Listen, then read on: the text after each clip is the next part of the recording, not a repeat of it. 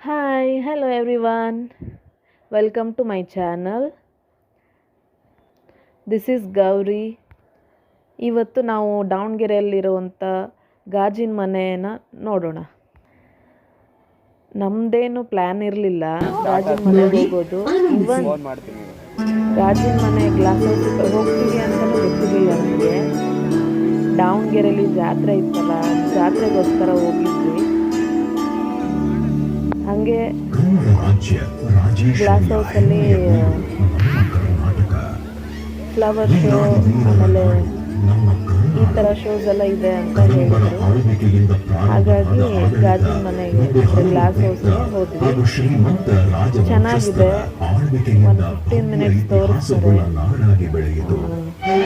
Story ಕೂಡ ಹೇಳ್ತಾರೆ. ಈ ವಿಡಿಯೋ ನೋಡಿ ನಿಮಗೂ ಇಷ್ಟ ಆಗ್ಬೋದು. ಆಮೇಲೆ ಫ್ರೀ ಇದ್ದರೆ ಹೋಗಿ ವಿಸಿಟ್ ಮಾಡ್ಕೊಬನ್ನಿ, ಚೆನ್ನಾಗಿದೆ.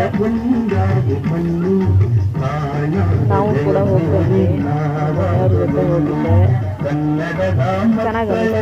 ನೈಟ್ ಹೋಗಿದ್ವಿ, 1 ಅವರ್ ಹೋಗಿದ್ವಿ, ಚೆನ್ನಾಗಿತ್ತು.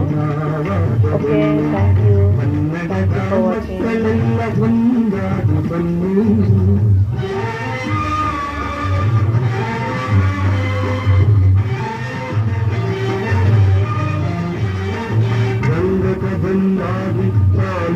ರಾಷ್ಟ್ರಕೂಟ ರಂಗಕಬಂಧಾದಿ ಚಾಲುಕ್ಯ ರಾಷ್ಟ್ರಕೂಟ ಯಾದವ ಬಲ್ಲಾಳ ವಿಜಯನಗರ ವೀರರ ಗತ ವೈಭವ ಕಾಣುವ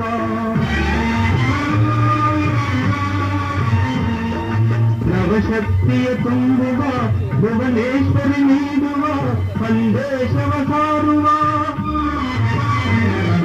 ಕನ್ನಡದ ಮಕ್ಕಳೆಲ್ಲ ಒಂದಾಗಿ ಬನ್ನಿ, ತಾಯ್ನಾಡ ಜಯಭೇರಿ ನಾವಾದದು. ಕನ್ನಡದ ಮಕ್ಕಳೆಲ್ಲ ಒಂದಾಗಿ ಬನ್ನಿ.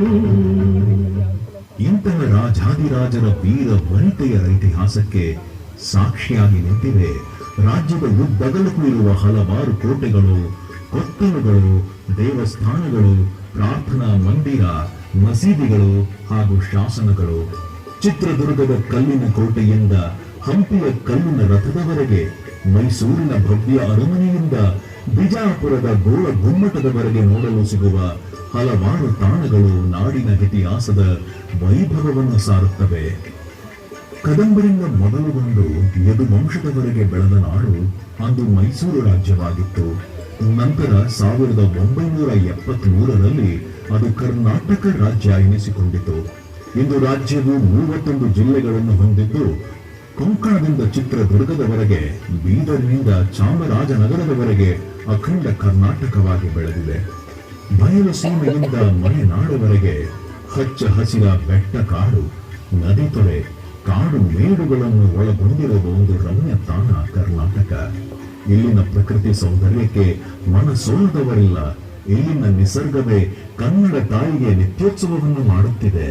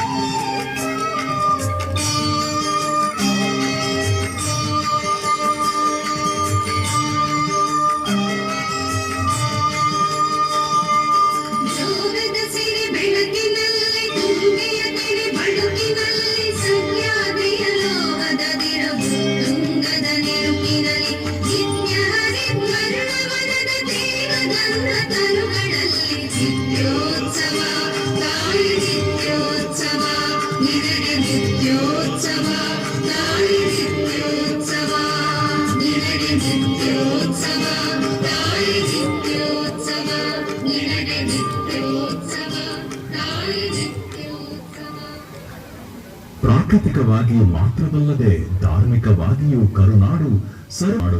ಕವಿ ಶ್ರೇಷ್ಠರು ಹೇಳಿದಂತೆ ಸರ್ವ ಜನಾಂಗದ ಶಾಂತಿಯ ತೋಟ ಈ ಕರ್ನಾಟಕ. ವಿವಿಧ ಮಂದಿರ, ಮಸೀದಿಗಳು, ಚರ್ಚ್ ಮತ್ತು ಬಸದಿಗಳು ಧರ್ಮ ವೈವಿಧ್ಯತೆಯನ್ನು ಸಾರುತ್ತವೆ.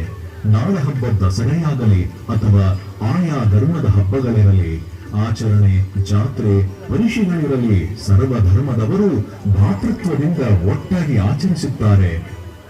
ಹೋಳಿಯ ಬಣ್ಣಗಳಲ್ಲಿರುವ ವೈವಿಧ್ಯಮಯ ರಂಗಿನಂತೆ ಇಲ್ಲಿನ ಧಾರ್ಮಿಕ ಆಚರಣೆಗಳಿಗೂ ತನ್ನದೇ ರಂಗಿದೆ.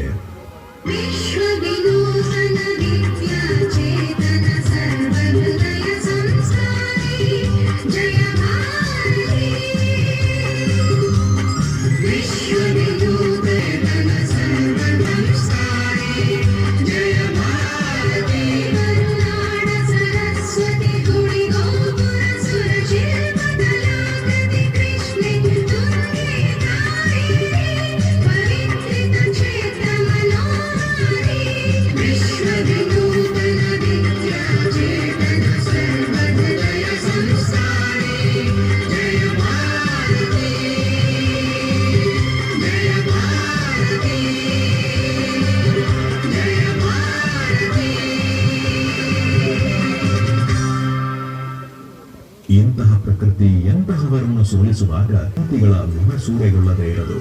ಇದಕ್ಕೆ ಸಾಕ್ಷಿ ಕನ್ನಡದ ಅಕ್ಷರ ಲೋಕದ ದಿಗ್ಗಜರು ಮತ್ತು ಸಾಹಿತ್ಯಕ್ಕೆ ಅವರ ಕೊಡುಗೆ. ರನ್ನ ಪಂಪರಿಂದ ಸಮಕಾಲೀನ ಸಾಹಿತ್ಯದವರೆಗೆ ಕನ್ನಡದ ಸಾಹಿತ್ಯ ಲೋಕ 8 ಜ್ಞಾನಪೀಠಗಳೊಂದಿಗೆ ಅತ್ಯಂತ ಶ್ರೀಮಂತವಾಗಿದೆ.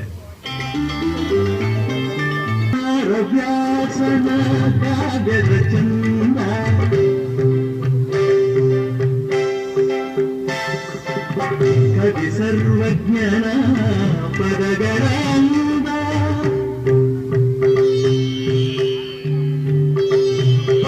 ಕುಮಾರವ್ಯಾಸನ ಕಾವ್ಯದ ಚಂದ, ಕವಿ ಸರ್ವಜ್ಞನ ಪದಗಳಂದ, ದಾಸರು ಶರಣರು ನಾಡಿಗೆ ನೀಡಿದ ಭಕ್ತಿಯ ಗೀತೆಗಳ ಪರಮಾನಂದ.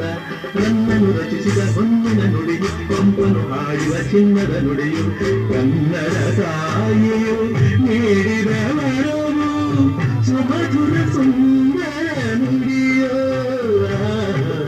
ಜೇನಿನ ಹೊಳೆಯು ಹಾವಿನ ಮಳೆಯೋ, ಸುಧೆಯೋ ಕನ್ನಡ ಸರಿ ನುಡಿಯೋ.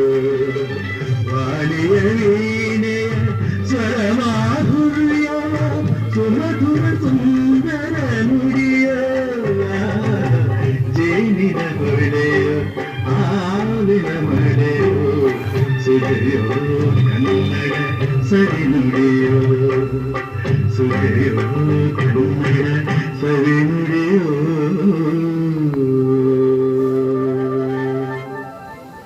ನಾಡಿನ ವೈವಿಧ್ಯತೆಯದೇ ಸ್ಥಾನಮಾನವಿದೆ. ರಾಜರ ಆಸ್ಥಾನದ ಸಂಗೀತಗಾರರಿಂದ ಹಿಡಿದು ಸಮಕಾಲೀನದವರೆಗೆ ಸಂಗೀತದ ಕಲೆ ಬೆಳೆಯುತ್ತಾ ಬಂದಿದೆ.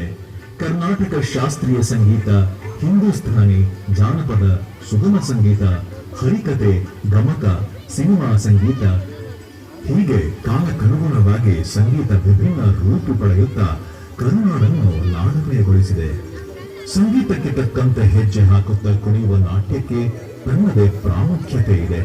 ನಾಡಿನ ಇತಿಹಾಸ, ಪುರಾಣ, ಪುಣ್ಯ ಕಥೆಗಳನ್ನು ಈ ಪ್ರಮುಖ ಪಾತ್ರ ವಹಿಸುತ್ತವೆ. ಯಕ್ಷಗಾನ, ಬಯಲಾಟ, ಸಣ್ಣಾಟ, ದೊಡ್ಡಾಟ, ಕಂಸಾಳೆ, ಪೂಜಾ ಕುಣಿತ, ಹೀಗೆ 10 ಹಲವು ನೃತ್ಯ ಪ್ರಕಾರಗಳು, ಆಟಗಳು, ಜಾನಪದ ಕುಣಿತಗಳು ನೋಡಲು ಮನಮೋಹಕ. ನಾಡಹಬ್ಬ ದಸರೆಯಲ್ಲಿ ಈ ಎಲ್ಲ ನೃತ್ಯ ಪ್ರಕಾರ ಜಗತ್ತೇ ಕಣ್ತುಂಬಿಕೊಳ್ಳುತ್ತದೆ. ಮೈಸೂರು ದಸರಾ ಎಷ್ಟೊಂದು ಚೆಲ್ಲಿದೆ ನಗೆಯ ಪನ್ನೀರ, ಎಲ್ಲೆಲ್ಲೂ ನಗೆಯ ಪನ್ನೀರ.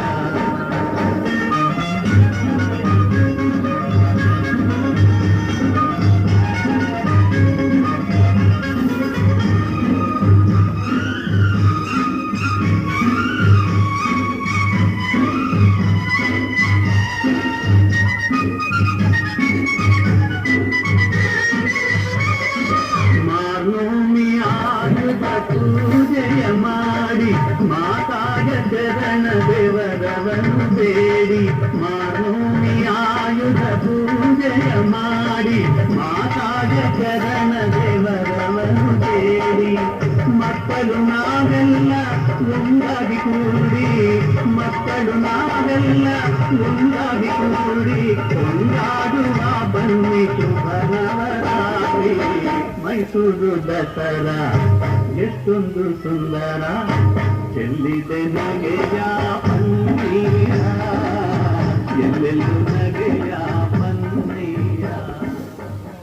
ಅಭಿರುಚಿಯಂತೆ ಜೀವನ. ಉತ್ತರದ ಖಡಕ್ ಮಂದಿಗೆ ಜೋಳದ ರೊಟ್ಟಿ ಬಲ ನೀಡಿದರೆ, ಮಂಡ್ಯದ ರೈತನ ತೋಳ್ಬಲವನ್ನು ಮುದ್ದೆ ಬಸ್ಸಾರು ಗಟ್ಟಿ ಮಾಡುತ್ತದೆ.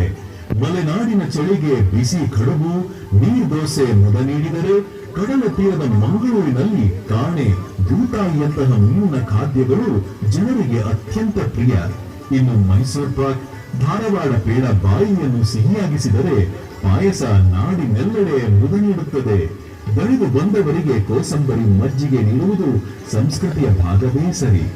ಕರ್ನಾಟಕವೆಂದರೆ ಕೇವಲ ರಾಜ್ಯವಲ್ಲ, ಅದು ವೈಭವ ಮೆರೆದ ನಾಡು. ಸಂಗೀತ, ಸಾಹಿತ್ಯ, ಕಲೆ, ಶಿಲ್ಪ ಕಲೆಗಳ ನೆಲೆಬೀಡು. ದಾಸರು ಶರಣರಿಂದ ಭಕ್ತಿಯ ಮಾರ್ಗ ಕಂಡ ನಾಡು. ಕನ್ನಡ ಕೇವಲ ಒಂದು ಭಾಷೆಯಲ್ಲ, ಇಲ್ಲಿನ ಜನರ ನಾಡಿ ಮಿಡಿತ. ಈ ಭವ್ಯ ಪರಂಪರೆಯ ನಾಡಿನಲ್ಲಿ ಹುಟ್ಟಿದ ಪ್ರತಿಯೊಬ್ಬ ಕನ್ನಡಿಗನ ಮನದಲ್ಲಿ ಮೂಡುವ ಇಚ್ಛೆ, ತಾನು ಹುಟ್ಟಿದರೆ ಮತ್ತೆ ಕರುನಾಡಲ್ಲೇ ಹುಟ್ಟಬೇಕು ಎನ್ನುವುದು. ಸಿರಿಗನ್ನಡಂ ಗೆಲ್ಗೆ, ಸಿರಿಗನ್ನಡಂ ಬಾಳ್ಗೆ.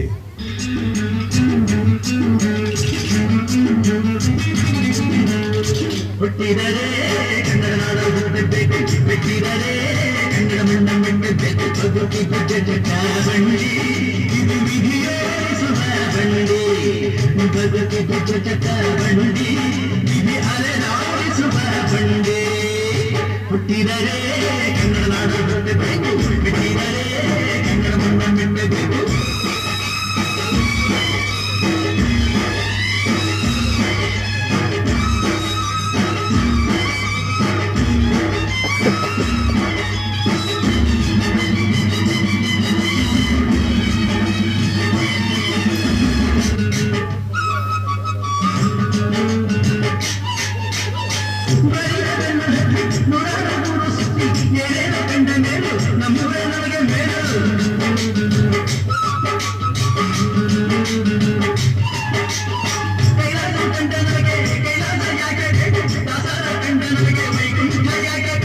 ಮುಂದಿನ ನನ್ನ ಜನ್ಮ ಪವಿತ್ರನಂತೆ ಬ್ರಹ್ಮ ಇಲ್ಲಿಯೇ, ಎಲ್ಲಿಗೂ ನಾನಿಲ್ಲಿಯೇ. ಹುಟ್ಟಿದರೆ ಕನ್ನಡ ನಾಡ ಹುಟ್ಟಬೇಕು, ಬಿಟ್ಟಿದರೆ ಕನ್ನಡ ಮಣ್ಣ ಮೆಟ್ಟಬೇಕು. ಹುಟ್ಟಿದ ಜಟ ಬಂಡಿ.